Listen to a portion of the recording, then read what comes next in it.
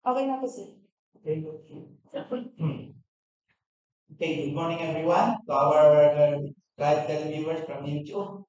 So, before we start our negotiated bidding, maybe all stand for a short prayer. Ma'am Chelsea. Let's pray in the name of the Father, the Son, and the Holy Spirit. Amen.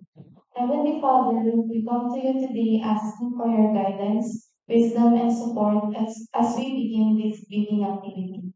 Help us to engage in meaningful discussion, allow us to grow closer as a group, and nurture the bonds of community. Help us to be good examples of honesty, integrity, justice, and discipline. Fill us with your grace, Lord God, as we make decisions that might affect the officials, employees, and clients of DPWH. And continue to remind us that all we do here today, all that we accomplish, is the pursuit of truth for your greater glory and for the service of humanity. We ask these things in Jesus' name we pray. Amen. Father is blessed. So, okay. Ma'am Chelsea, maybe have the attendance.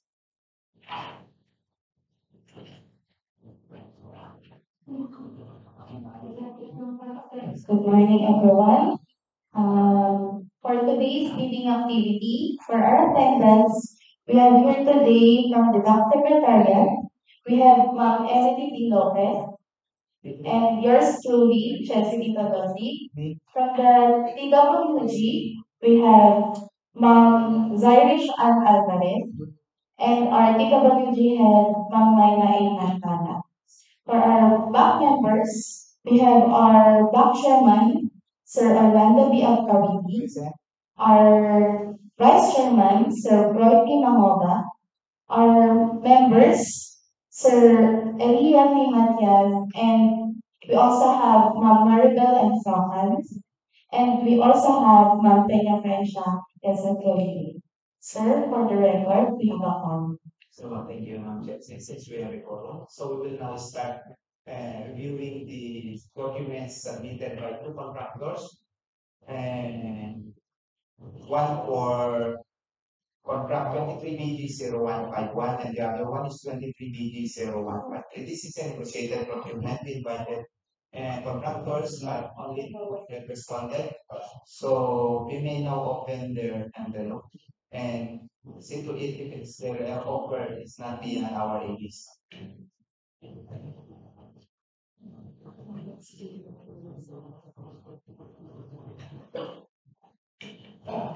So I have now the envelope of 1ZK. Receipt date is May 21 at 8:12 p.m. This is contract 23BD0151. Sealed signed, so you can now open the envelope of 1ZK.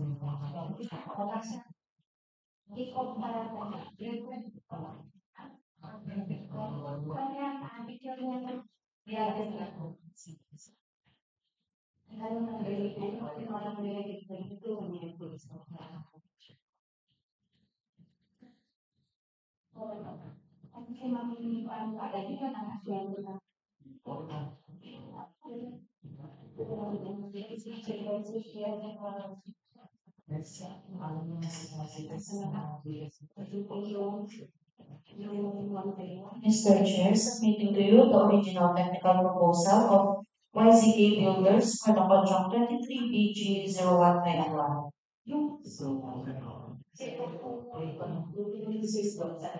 This is a negotiated procurement. So we try to review the one technical nila, then we will try to open it. One, is it one tayo? Since it's already been an invitation, so automatically the profile processing is considered as is na.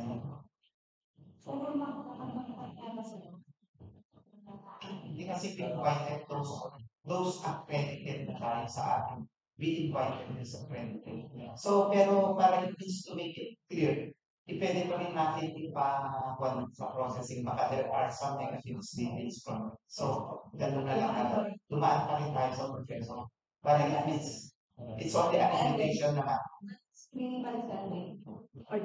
Tingnan nyo, para it means may pa namin. So, try to really take na lang. Para mas ma-track namin.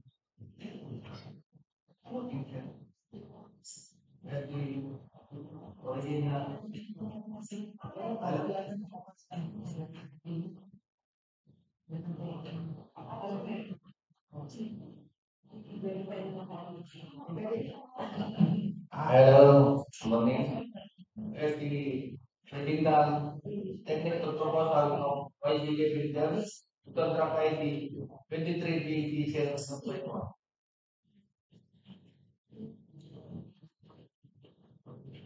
Where the executive report of the securing declaration is signed by the general manager, where Maria Loida Sikrus and notarized by attorney Elizato Cerimento. Where the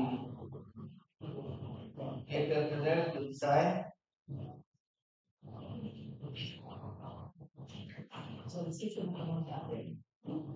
Where the to decide.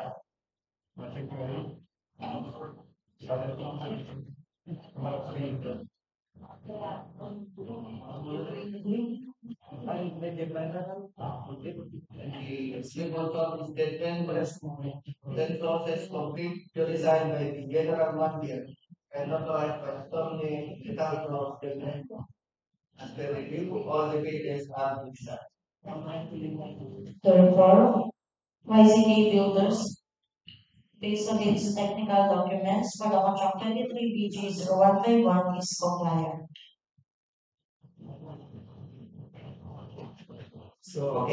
So since we don't have yet the profile processing result from the from engineer and then from the monitoring, so okay lang daw. So no more consider dissemination. So we will now open the financial na kagad ng one by one. So we will open. Yes. Kaya nga nag-invite ka those credited sa mga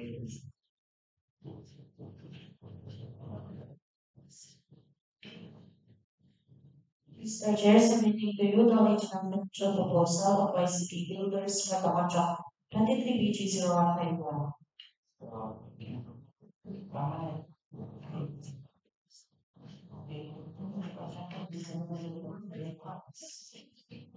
Thank you, Mr. Chair. So we have the financial proposal of YCP Builders for the contract ID number 23 BG 0151. We have the bill form, bill signed by the manager, Maria Lourdes Cruz. The bill quantities, all pages signed. Summary of the prices, bill signed. Detailed estimates, all pages signed. And cash flow by quarter, signed by the manager, Maria Lourdes Cruz.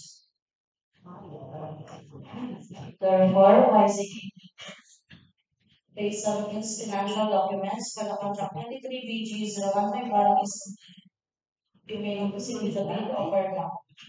The offer of YCP Builders involves 4,947,311 and 64 centavos in figures 4,947, 311.64. So, okay. Is it about the AP store? Can you try to check the offer of Below 80. So let's do the ABC. So okay, we also do it. So we will proceed now for the next contract ID 23BD0153 ACSSP project. And Barangay Kachuan. The other one is a municipal, no? So I have now developed of number web. Receive date is May 21 at 8:48 a.m. Sales signs, you can open it.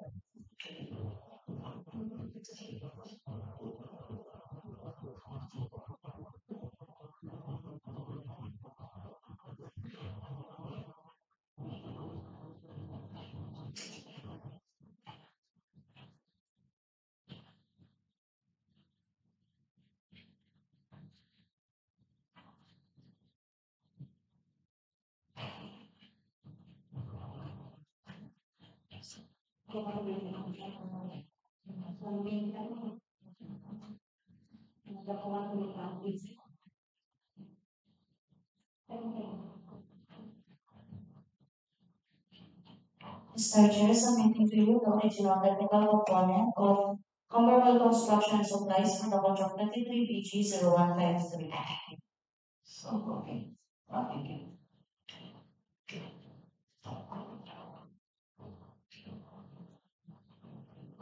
Good morning, everyone. We have here the technical requirement of Camberwell Construction and Supplies for contract ID number 23BP0153. We have here the bid security in the form of bid security declaration signed by Grace M. Rodriguez, authorized managing officer, and duly notarized by Attorney Elizardo Del Mendo. We have here the organizational chart signed, the list of key personnel, all pages signed, the list of equipment signed, and the omnibus source statement with 10 process complete signed by Grace M. Rodriguez, authorized managing officer, and duly notarized by Attorney Elizardo Del Mendo. Therefore, Camberwell Construction and Supply its technical documents for the contract 23 BG 0153 is compliant. So, okay. Since the other contractor responded with our invitation is compliant, so we will not proceed opening their financial.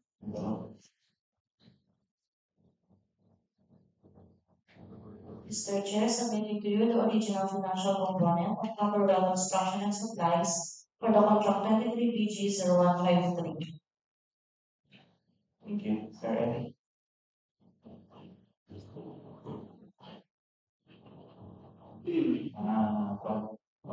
Close na natin itong 23 projects natin.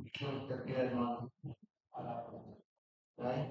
That the original technical component of Camberwell Construction and Supply.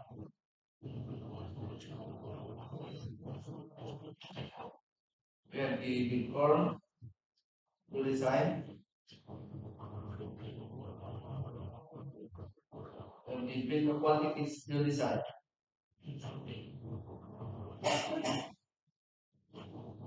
And the detailed estimate to design. And the cash flow by quarter to design. After review, all the pages are to design. Therefore, Camberwell Construction and Supply, based on its financial documents for the contract 23 BG 0153 is compliant. You may now proceed with the bid offer summary. The bid of Camberwell Construction and Supplies involves 1,948,017 pesos and 56 centavos. In figure 4, 948, 0.016.56. 0.16. And the bid is worth 4,948,016 pesos and 56 centavos. So, I think that it. So, any answers from the procurement from what? The next bidding will be on.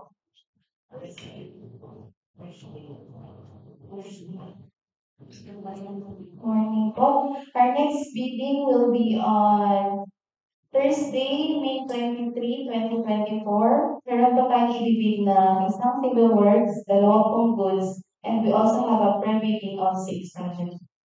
Thank you for the announcement, Ma'am Susie. So, So you have to fast track so para at least may award na natin yung website natin, ano? From the PWD personnel na i-fast track natin para may award na. So nothing else. So the bidding is subject to everyone.